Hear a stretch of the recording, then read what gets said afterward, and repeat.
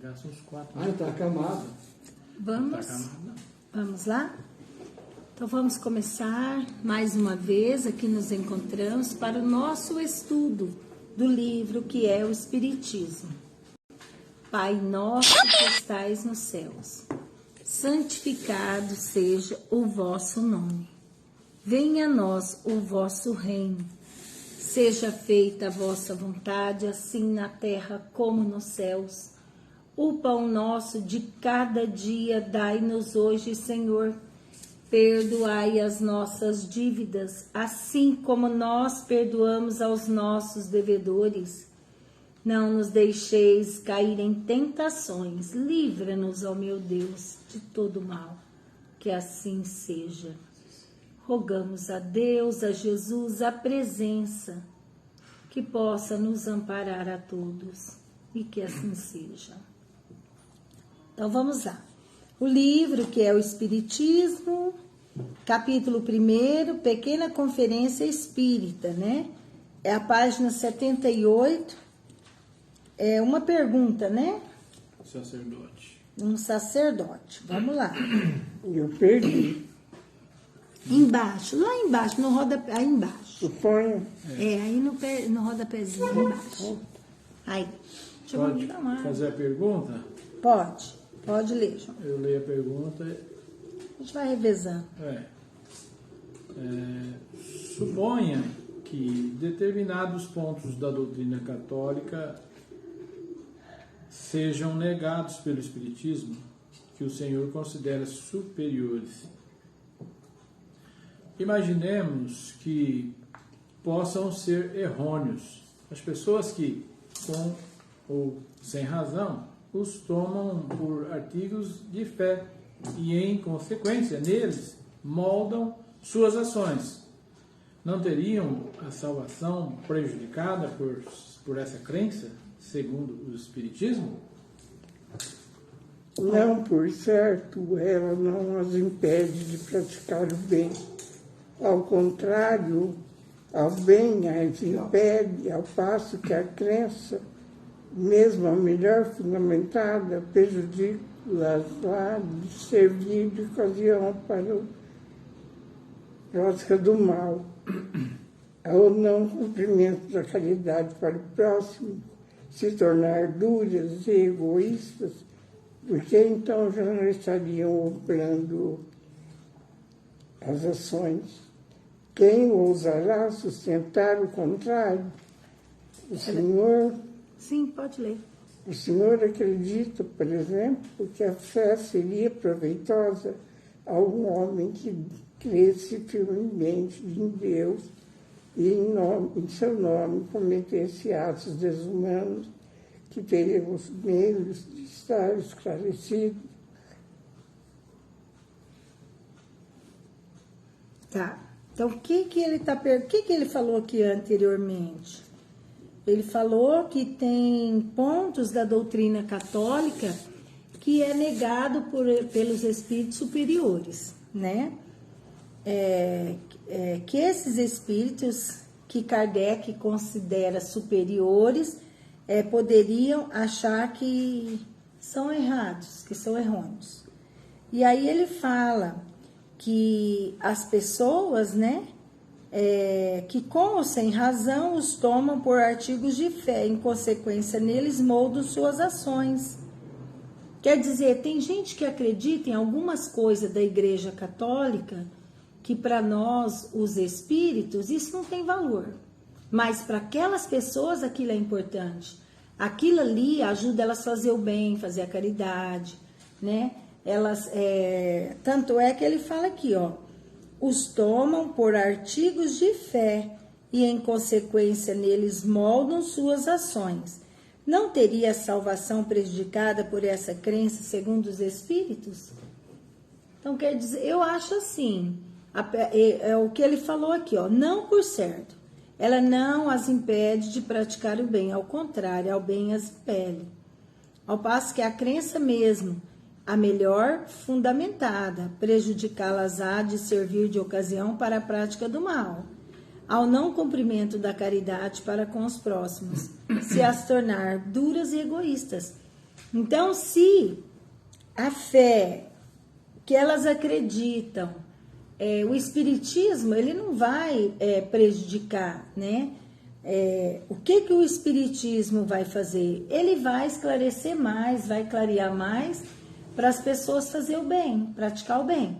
Agora, se essa prática tiver fundamentada ali no mal, e aí a pessoa não fizer caridade, não fizer o bem, e se tornar pessoas duras e egoístas, né? Se elas não obrar, quer dizer, não fizer o bem segundo a lei de Deus, né? Deus olha antes o pensamento que as ações. Quem ousará sustentar o contrário? Então, Deus, ele vê o coração de cada um.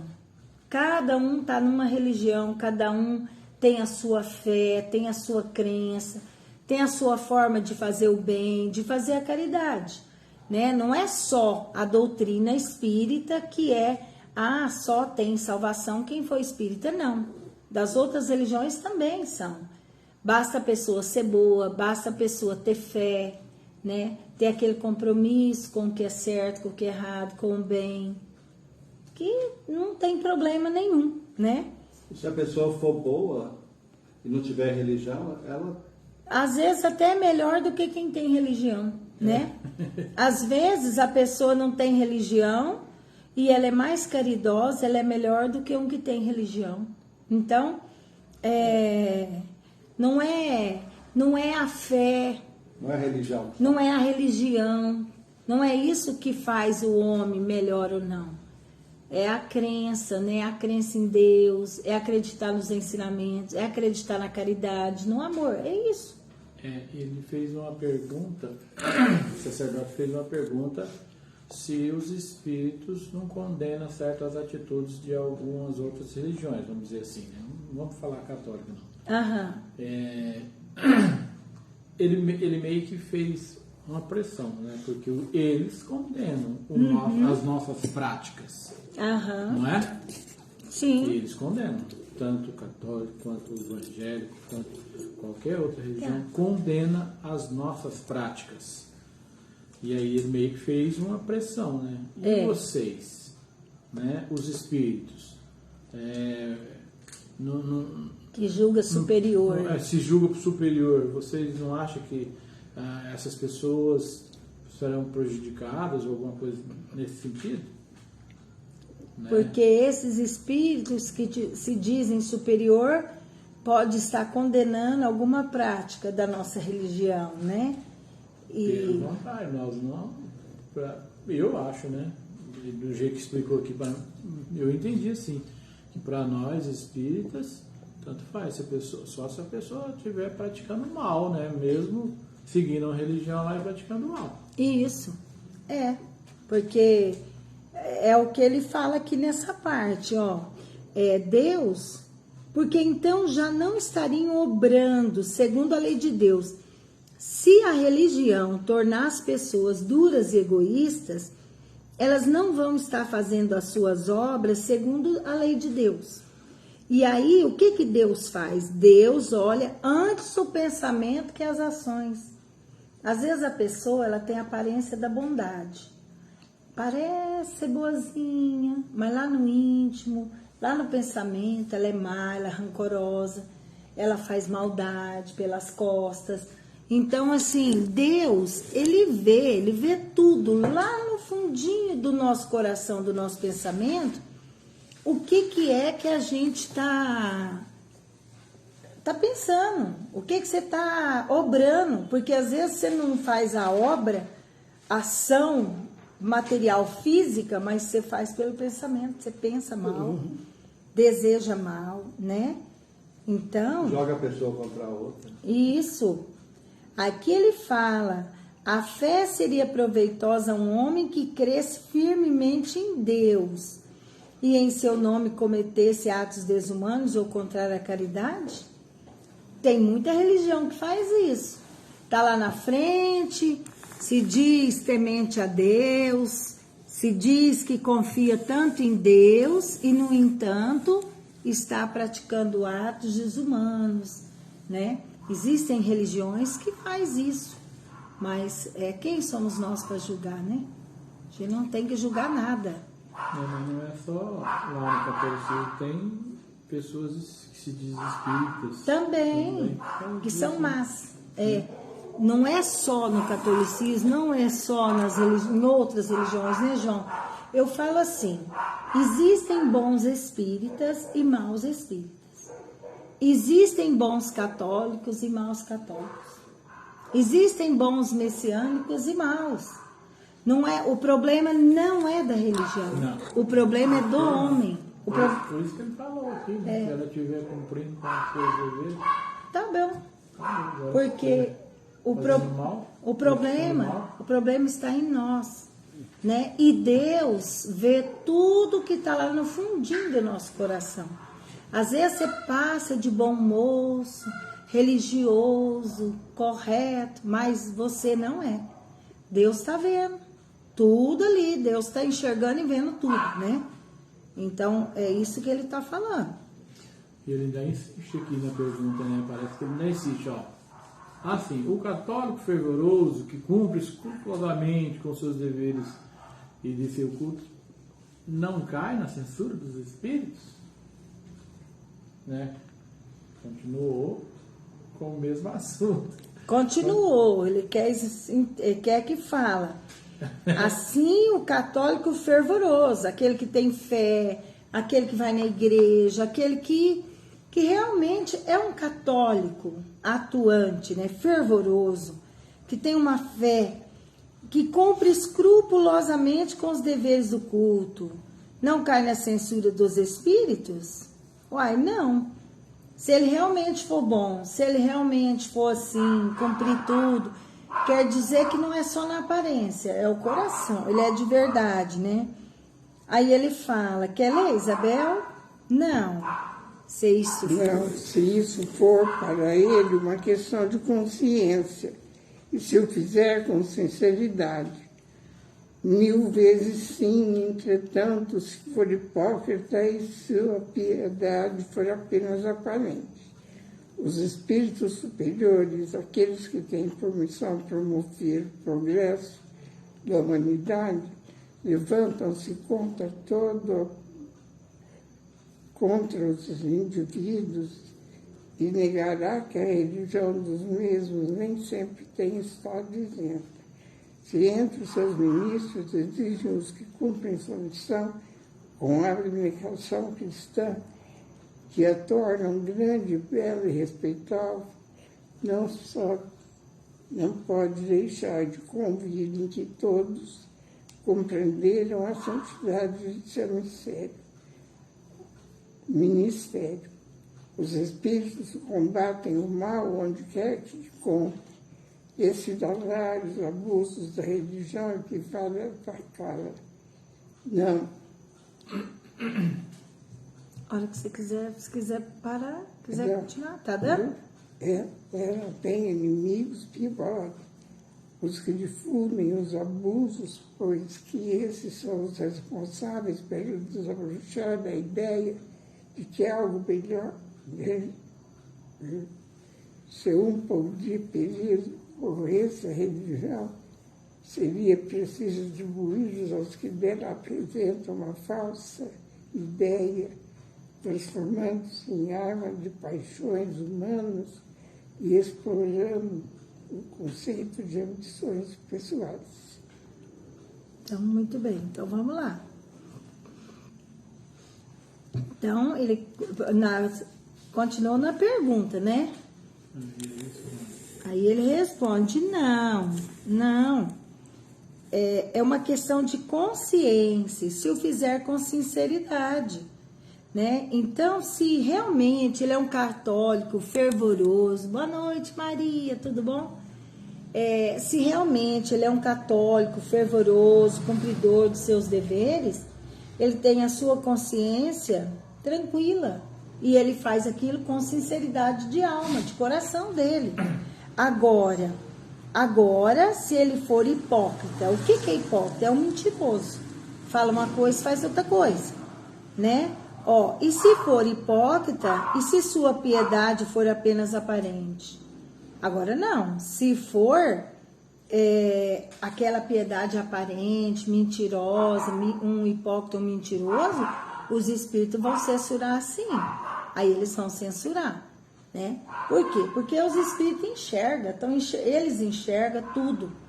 Eles enxergam o que está no nosso coração, né? Eu não sei o que está no seu coração. Eu não sei o que está no da Isabel. A Isabel não sabe o que eu trago no meu coração. Nem o Germano sabe, né? Você não vê o íntimo da pessoa. Você não sabe. A pessoa pode mentir, pode enganar. Ela pode ser hipócrita, ela pode parecer sorridente, alegrinha, mas ela é má, né? Então, aqui ele está falando isso. E aí ele fala, os espíritos superiores têm por missão promover o progresso da humanidade. E eles vão se levantar contra qualquer abuso que possa retardar o progresso. Então, tudo aquilo que vem atravancar o progresso da humanidade, os espíritos superiores, eles irão intervir ali, né? Aí ele fala, igualmente se levantam contra os indivíduos e as classes sociais que se aproveitam desses abusos.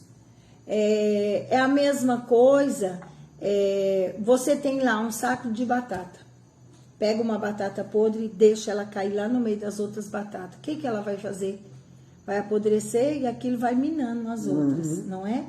Então, quando eles veem que existem pessoas que estão ali, que vão prejudicar, que pode prejudicar uma sociedade, pode prejudicar muitas pessoas, muitas vezes acontece uma coisa e essa pessoa desencarna.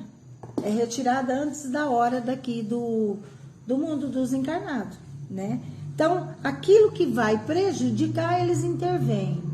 O que não prejudica, eles não intervêm. E ele fala assim, e o Senhor não negará que a religião dos mesmos nem sempre tem estado isenta. Então, se entre os seus ministros existem os que cumprem sua missão com a abnegação cristã, que a tornam grande, bela e respeitável, não pode deixar de convir em que nem todos compreenderam a santidade de seu ministério.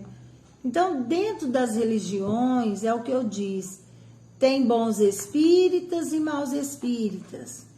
Existem bons católicos e maus católicos. Toda religião tem pessoas boas e pessoas más. Tem pessoas que estão ali, não estão ali pelo objetivo da religião, a finalidade da religião, que é melhorar o ser humano. Não está ali para isso. Pode estar para um monte de coisa, menos para isso, né? Então, assim, ele está falando isso. Os espíritos combatem o mal onde quer que se encontrem. E assinalar os abusos da religião equivale a atacá-la? Então, os espíritos, se tiver um mal, alguma coisa assim, eles vão atacar. Eles vão retirar esse mal, porque esse mal pode prejudicar não uma pessoa, muitos, 10, 20. Está falando de uma religião, de uma comunidade, de uma sociedade religiosa. Ali frequenta 10, 20, 100 pessoas. Né? Você deixa aquela pessoa ali, às vezes ela vai fazer com que caia muitas pessoas. Então, os espíritos, eles sim, aí eles intercedem. E aqui ele fala...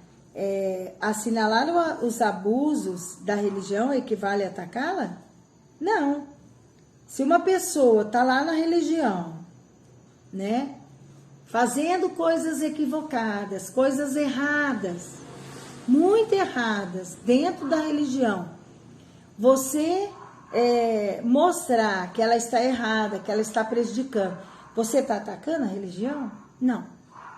É só aquela pessoa. Ele continua aqui falando assim, não, ele tem inimigos pior que esses. Tem inimigos pior que esses, né?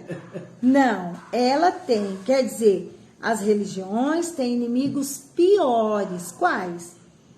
Os que difundem os abusos. Os que difundem são quem? Os fofoqueiros?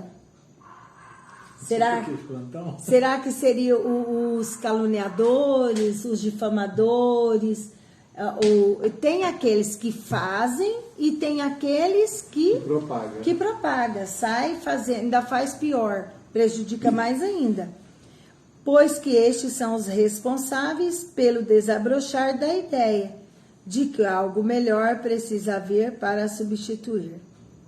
Então, tem pessoas que estão fazendo alguma coisa equivocada dentro da religião, mas existem aqueles outros que ficam propagando, difundindo e espalhando essa ideia. Minando a ideia, minando às vezes a finalidade, o objetivo da religião. Quer melhorar o homem, quer fazer caridade, quer combater egoísmo, os vícios, não é? Às vezes fica minando, prejudicando. Aí ele vem aqui, ainda fala assim, se algum perigo corresse à religião, seria preciso atribuí-lo aos que dela apresentam uma falsa ideia, transformando-a em arma de paixões humanas e explorando-a em proveito de ambições pessoais. Então, se tiver algum perigo que corresse ali na religião, a gente tem que atribuir a quem? Aos homens, né? É aos homens. Não a religião. Não a religião. A religião, ela tem a sua ideia, ela tem vamos dizer assim, o corpo de doutrina, ela já tem a sua filosofia, né? Então, ali, agora, o que pode prejudicar essa religião?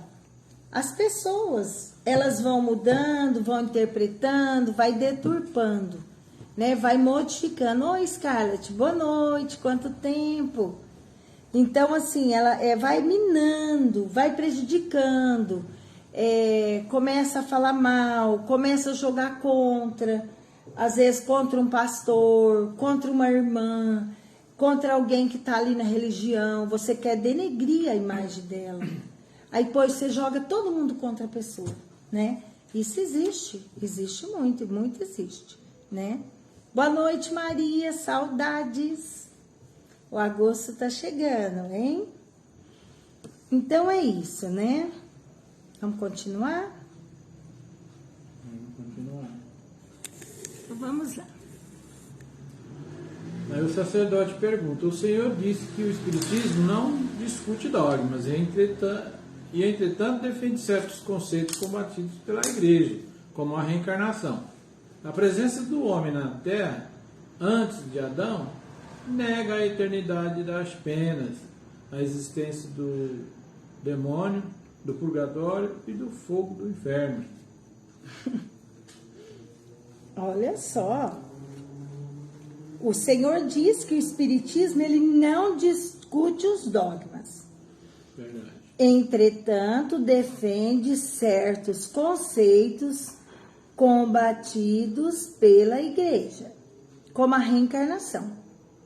Então, a Igreja, o que a Igreja faz? Ela condena a reencarnação. Ela não acredita na reencarnação, né? Ela não acredita que houvesse tido algum homem na Terra antes de Adão, né? O que o catolicismo prega? Quem que foi o primeiro homem? Adão.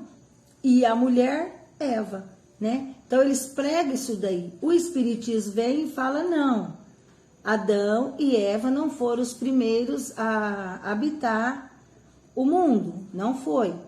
É uma raça, né, que existiu, já existia outros antes. E aqui ele fala, né, que o Espiritismo vem, nega a eternidade das penas. Por exemplo, você pecou, você vai arder no inferno.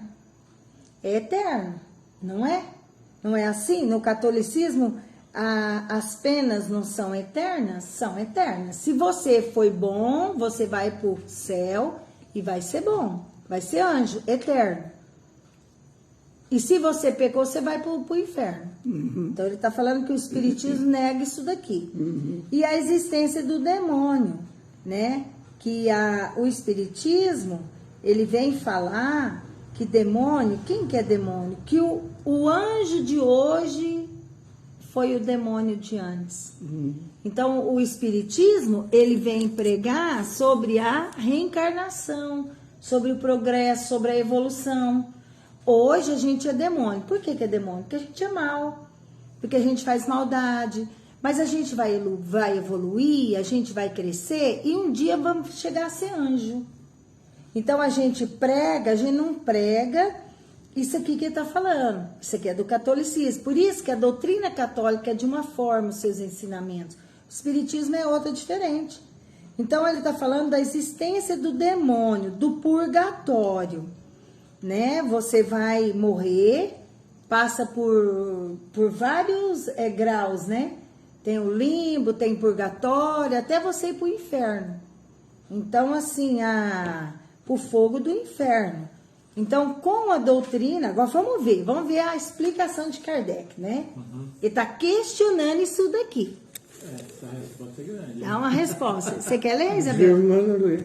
Então, você quer ler, Germano? Não, nem livro eu não tenho. Mas óculos tem, livro e óculos tem. Não Eu tem sei, livro então aqui. tá, não quer. Então tá, então vai. Lê um pouquinho, João, eu leio um pouquinho. Vai, Allan você lê. Kardec responde, então. Há muito tempo essas questões vêm sendo discutidas, e não foi o Espiritismo que as trouxe para o terreno dos debates. À margem desses problemas, há controvérsias na própria teologia, mas só o futuro poderá julgar. Domina-as todos um princípio, a prática do bem, que é uma lei superior. A condição sine qua non de nosso futuro, como prova a condição em que se acham os espíritos que conosco se comunicam, acredite, se quiser, mas nas chamas do inferno e nos tormentos materiais. Se isso pode preservar do mal e de que lhe traga luz para aquelas questões, sua crença, afinal de contas, não tornará reais as coisas que não existem, se de fato não existirem. Creia, se que lhe agrada, que não temos senão uma existência corpórea, e isto não lhe impedirá de nascer aqui ou em outra parte da sua revelia, e assim se tiver de ser. Então, ele vem falar que não essas questões, né, há muito tempo que elas já vêm sendo discutidas, e que não é o Espiritismo que foi que trouxe. Aí ele fala que já tem problemas de controvérsias na teologia, né? Já desde de muito tempo, até antes do Espiritismo, já se discute, já se fala sobre essas coisas, né? Sobre esses temas, esses dogmas. Mas ele fala que só o futuro poderá julgar, só lá na frente, né? Domina todas um princípio, a prática do bem, que é uma lei superior. Então, a única coisa que domina todas as religiões é o quê? Prática do bem, a prática do amor. É uma lei superior. Essa é uma prova, né? A condição em que se acham os espíritos que conosco se comunicam.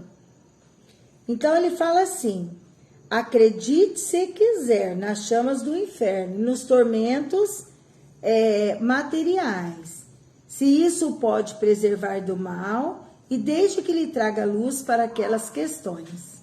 Então isso vai depender de cada um, né? Se você acredita em inferno, tem pessoas que acreditam que elas já vivem no inferno aqui. Nós espírita, o que a gente fala de inferno? A gente fala que o inferno é um estado de alma, é um estado. Você pode estar vivendo aqui na Terra e já está no inferno. Você não precisa desencarnar para você ir para o inferno. A nossa vida, ela é tão tormentada, ela é tão desequilibrada que a gente já está no inferno, né? Então, é um estado de quê? Um estado de alma. Não é um estado de lugar, de localidade. Ele fala isso daqui. E diz o seguinte: sua crença, afinal de contas, não tornará reais as coisas que não existem, se de fato não existir. Acreditando ou não acreditando, a imortalidade da alma existe, todos irão passar por ela. Você acreditando, não acreditando, vai passar pela imortalidade. Acreditando, não acreditando na reencarnação, você vai passar pela reencarnação. Então é isso que ele diz aqui. Não adianta a crença da gente, a gente não tornar reais as coisas que não existem, né? Você cria uma coisa na cabeça, acha que aquilo é verdadeiro e não é. Creia, se lhe agrada, que não temos senão uma existência corporal. Isso não lhe impedirá de nascer aqui ou em outra parte. É o que falou. A pessoa acreditando ou não, ela vai nascer. Ela vai reencarnar de novo. Você acreditando, você aceitando, você não aceitando, você vai nascer de novo. Boa noite, Helenice. Chegando, vamos chegando. Então é isso, né? Que ele fala. Vamos continuar, né? Porque tem muito assunto aqui. Creia que o mundo inteiro foi feito em 6 vezes 24 horas, se tal for a sua opinião. Isso não impedirá que a Terra ostente escrituras em suas camadas geológicas, as provas do contrário. Então aqui ele já questionou. Porque lá na Bíblia fala que o quê? Que Deus fez tudo em 6 dias. Não fala isso? Aí ele aqui já faz um questionamentozinho, né? Isso não impede que a Terra ostente escritas em suas camadas geológicas as provas do contrário. Então a ciência vem, pesquisa e mostra que não foi assim. Que não é dessa forma, né? Vamos lá. Tem mais. Creia, se lhe apraz, que Josué deteve o movimento do Sol. Isso não impedirá que a Terra gire. Então... Ele está dando exemplos aqui, exemplos, né, de passado. Que contraria o que está escrito na Bíblia. Isso. Tem coisas que está na Bíblia, colocado na Bíblia, que se a gente for olhar, são assim... Tem lógica. Interpretações equivocadas.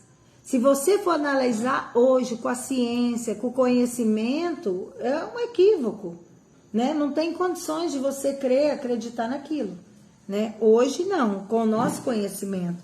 Ele está fazendo isso mesmo. Aí continua, né? Quer dizer, mesmo que Josué deteve o movimento do Sol... É acreditável que o movimento do Sol... A Terra continua girando, o Sol continua aí, não é? Contrário do que dizia lá. Do que dizia. Creia que há apenas 6.000 anos encontra-se o homem na face da Terra.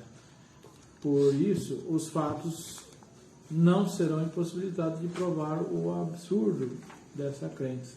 Outra questão. Olha só, como que pode 6.000 anos o homem encontra na face da terra? Olha aqui, Jesus Cristo veio há quanto? 2.000 e poucos anos.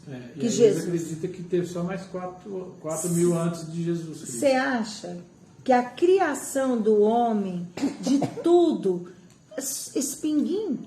Então, já a ciência prova, né, que não. O Homo sapiens, o homem de Neandertal há 8.000 anos.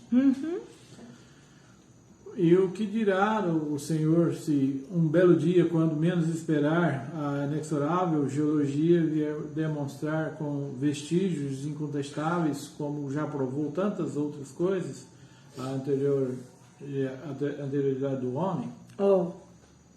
Então, a geologia, né, a arqueologia, hoje tem muito estudo, direto.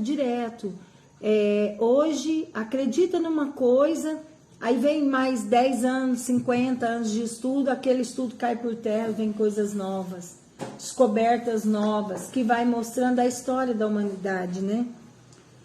Creia então na existência do demônio, creia em tudo o que quiser. Se a crença nessas coisas puder torná-lo bondoso, o homem, o humano, e criativo para com os semelhantes. Como a doutrina moral, o Espiritismo só impõe uma coisa: a necessidade de praticar o bem e não praticar o mal. É uma ciência experimental, conquanto, volto a repetir, tenha consequências morais que, por sua vez, constituem a confirmação e a prova dos grandes princípios da religião. Aqui ele está falando, se você quiser acreditar no demônio, pode, desde que essa crença te torne bom, te torne humano e caritativo para com seus semelhantes. Pode acreditar no demônio. Eu vou ficar bonzinho, eu vou fazer caridade, porque senão o demônio me pega ali na curva. Então, se for para mim se melhorar, ok, pode acreditar no demônio, sem problemas, né? E ele fala aqui que o Espiritismo ele só impõe uma coisa como doutrina moral: necessidade de praticar o bem e não praticar o mal. Só isso que o Espiritismo prega, você tem que fazer o bem e não fazer o mal, né? E aqui ele fala, é uma ciência experimental. O Espiritismo estava acabando de nascer, né? Estava nascendo, estava no seu nascimento ali. Então ele fala, é uma ciência experimental e que essa ciência ela tem que ter consequências morais. O que é consequência moral? Tornar o homem melhor, mais educado, mais honesto, respeitador, ético, tudo de bom, né? Isso tem que ter consequências, né? Por quê? Porque isso confirma a prova dos grandes princípios do Espiritismo. É a melhoria do homem, é a transformação, é a progressão do homem. O espírito, ele vai evoluindo, ele vai melhorando a cada reencarnação que vem, né? Verdade. Aí ele continua aqui, ó. Quanto às questões secundárias, essas ele deixa a consequência de cada um. Note, porém, que o Espiritismo não nega, em princípio, alguns dos pontos divergentes dos quais o senhor acaba de falar. Se tivesse lido tudo o que tem escrito neste particular, teria notado que se limita a dar-lhes uma explicação mais racional e mais lógica que a vulgarmente admitida. Assim é que não nega a existência do purgatório, por exemplo. Pelo contrário, demonstra sua necessidade de justiça. Faz ainda mais que isso. Define-o. O inferno tem sido descrito como uma fogueira imensa. Evidentemente, não é assim que o entende a alta teologia. Diz que esta é uma figura que o fogo em que se abrasam os condenados é o fogo moral, símbolo das dores mais intensas. Olha só, né? Interessante aqui. Aqui ele já deu uma... Já deu uma cutucada. Já deu uma cutucadinha. Ele falou aqui que a explicação do espírita, né? Ela é mais racional e lógica do que a que admite vulgarmente. E aí ele vem falar que a gente não é contra falar que não existe o inferno, não existe o purgatório, existe sim. Só que aí ele fala que aqui é o fogo moral. Aquele que está condenado é o fogo moral. Não é você vai lá para o umbral, vamos falar umbral, porque para nós é umbral, o inferno, né? Uhum. Vai para o umbral, aí você vai cair lá dentro de um tanque de água fervendo, ou você vai ficar debaixo de um fogo, queimando, sentindo a dor exterior, né? Ele está falando aqui que não, os condenados é um fogo moral, símbolo das dores mais intensas, a gente fazer o mal, por exemplo, você destrói um lar, leva alguém à morte, né? Coisas gravíssimas. E aí quando você chega na espiritualidade, você vê que aquela pessoa era um ente querido seu, era uma pessoa amada sua, né? Aí o que a consciência da gente, Vai cobrar. ela cobra tanto, a gente fica tão arrasado de ter matado, de ter destruído, de ter feito algum mal, que a gente vai ficar desse jeito, um fogo moral, dores intensas. Por quê? Porque é o peso da consciência, nossa consciência que nos condena, né? Verdade. E quanto à eternidade das penas, se fosse possível devassar a opinião pública para conhecermos as opiniões íntimas, e se fosse possível interrogar todos os homens dotados de raciocínio e compreensão, mesmo os mais religiosos, ver-se-ia de que lado está a maioria, pois a ideia da eternidade dos suplícios da negação e a negação da infinita misericórdia de Deus. Então, aqui ele fala a ideia da eternidade dos suplícios, né? O que é isso? Você vai ser condenado no fogo eterno. Você não tem salvação. Você vai para o fogo eterno. Isso aqui mostra o quê? A falta de misericórdia de Deus, né? É a negação da infinita misericórdia de Deus. Eu errei, eu pequei, estou condenado eternamente. Não vou ter uma chance, não vou ter como me arrepender, tentar melhorar, evoluir. Então, isso aqui é uma negação, essa eternidade da misericórdia de Deus. Deus não é bom, vai te condena, você se vira, vai sofrer para lá, né? E Deus não é assim. Nosso conceito de Deus não é assim. Não é assim. Para nós é o contrário. A gente vai analisando e olhando aqui, é tudo contra, né? Parece que tudo bate de frente com eles. Por isso que realmente naquela época eles não aceitaram e ficaram bravos demais, né? Com a doutrina espírita. Porque ia contra o que eles pregam, né? Ademais, eis o que diz a doutrina nesse particular. A duração do castigo está subordinada ao melhoramento do espírito culpado. Nenhuma condenação é pronunciada contra ele por tempo determinado. O que Deus exige por termo dos seus sofrimentos é o arrependimento e a expiação e a reparação do mal feito. Numa palavra, um melhoramento sério, efetivo e um retorno sincero ao bem. O Espiritismo é assim o árbitro da sua própria sorte. Pode prolongar os sofrimentos por sua persistência no mal e atacá-los ou abreviá-los com esforços em praticar o bem. Aqui, essa parte é uma parte que ela vem falar para nós sobre o perdão, do perdão. Quando a gente erra, quando a gente faz alguma coisa muito grave, aí ele está falando que a duração do castigo, ela está subordinada ao melhoramento do espírito culpado. Então, essa duração vai depender de mim. Se eu fizer o mal e achar que eu estou correta, que eu estou certa, e aquilo ali vai continuar, né? Aí ele fala aqui que nenhuma condenação é pronunciada contra ele por tempo determinado. Não, você pecou, você está condenado. Não é assim que acontece.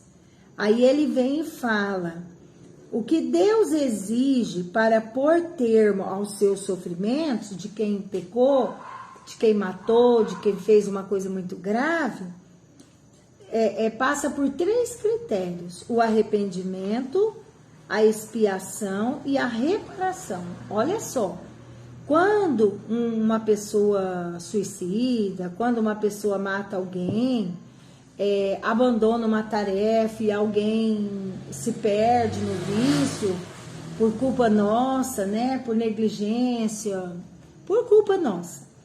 Aí o que tem que acontecer? A primeira coisa tem que ter o arrependimento. A primeira coisa que tem que a gente entender que a gente errou. Eu errei, eu prejudiquei, a gente tem que se arrepender. Enquanto a gente não arrepende, a gente fica lá no inferno, que é lá no umbral. Que para nós, os espíritos, o inferno é um umbral. Você fica lá em sofrimento. Por quê? Até você se arrepender. O dia que você arrepende, a espiritualidade vem e te arrebanha e te leva para uma colônia espiritual. Aí lá numa colônia, o que você vai fazer? Você vai preparar para uma reencarnação. Aí você prepara para nascer aqui. Nessa nova reencarnação, você vai ter uma expiação. Você vai expiar. O que é expiação? Pagar a conta. Pagar a conta. Isso mesmo, falou bem falado. É você pagar a conta. Por exemplo, eu matei alguém. Eu tirei a vida de alguém. O que eu vou fazer?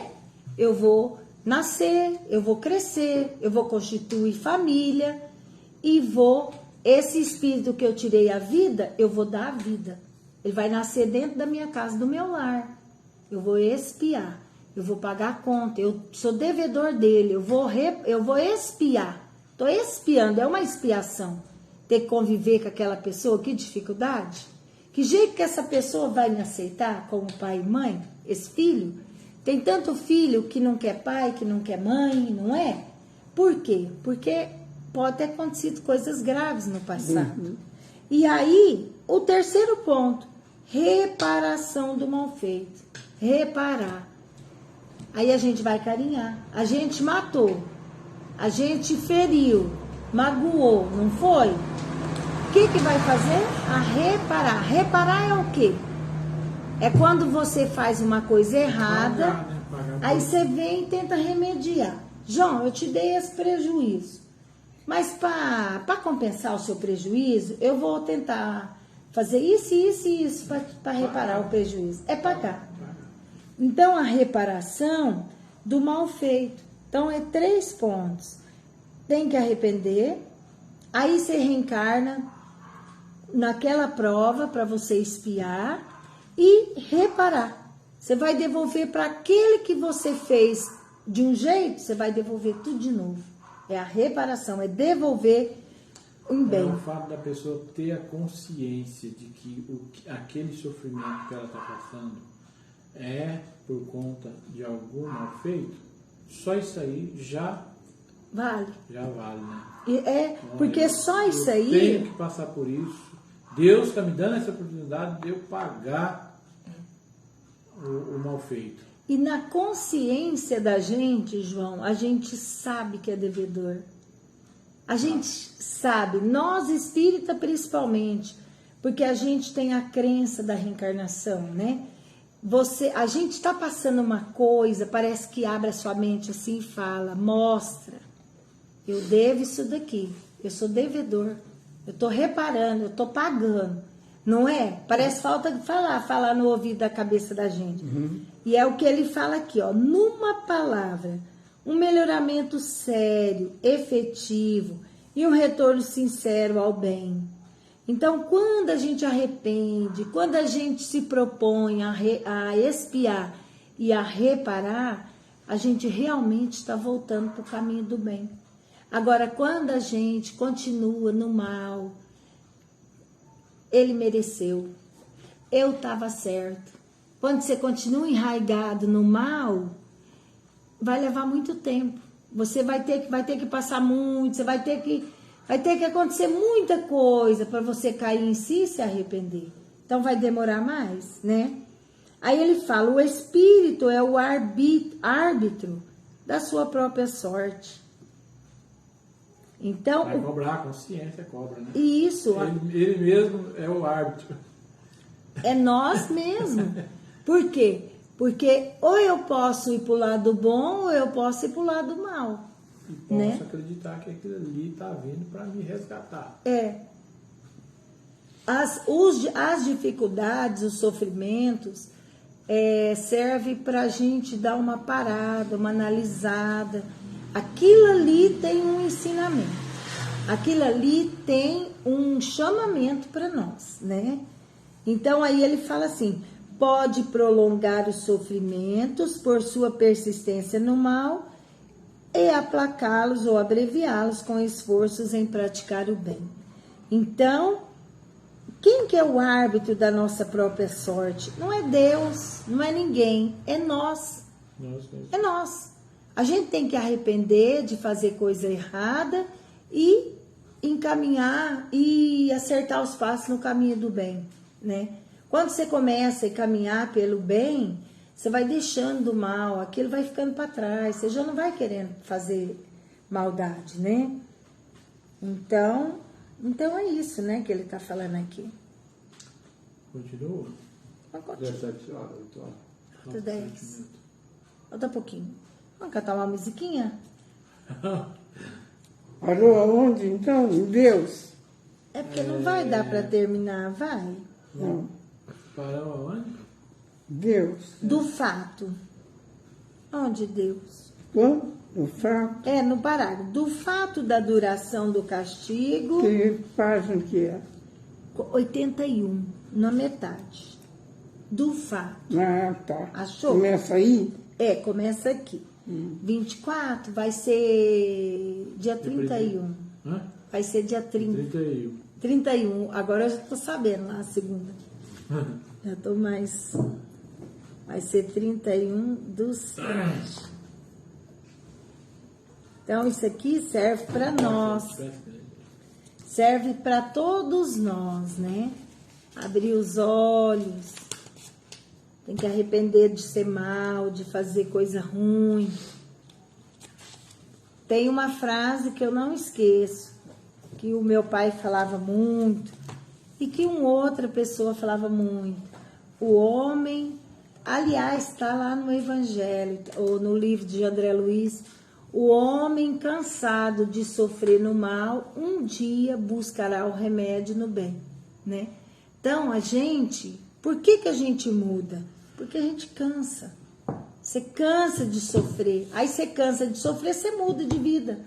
Você muda de prática, né? É dificuldade. Você está com as mesmas práticas, os mesmos caminhos, as mesmas ações, o mesmo sofrimento.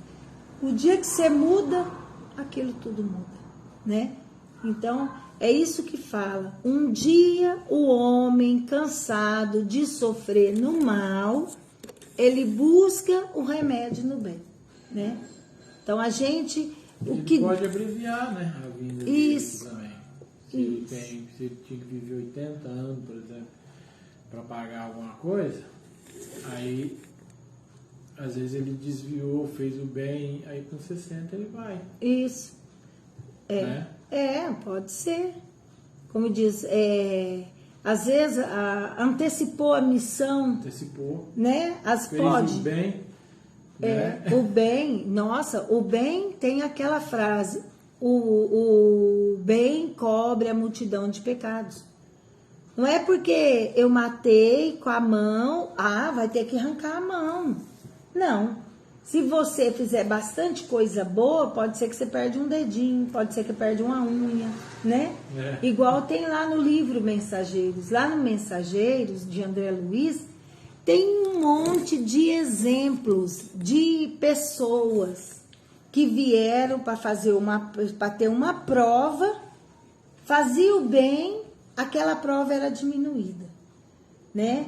Aí, e tem aqueles também que veio para fazer uma coisa, não fez e foi agravada a prova, né? Então, é o que a gente ouve, essa frase.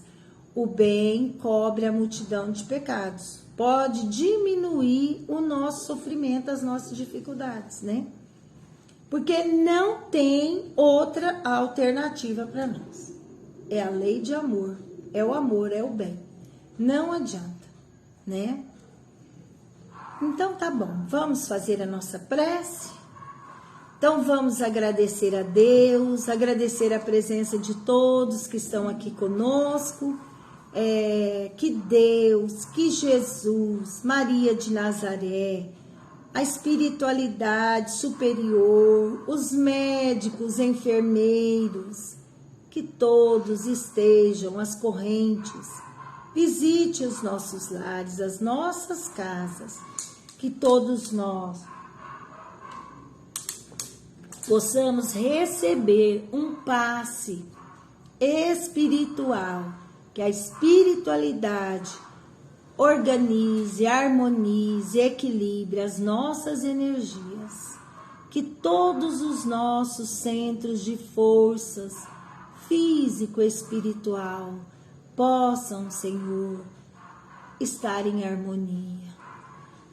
Obrigada, Pai querido, por todas as bênçãos recebidas, por todos nós aqui presentes, e te pedimos pela nossa família, pelo nosso lar, que todos também sejam alcançados pelo teu imenso amor.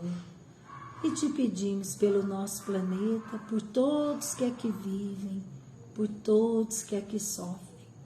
Que a tua paz, o teu amor envolva todos nós hoje e sempre. Que assim seja. Boa noite, fiquem com Deus. Tudo de bom.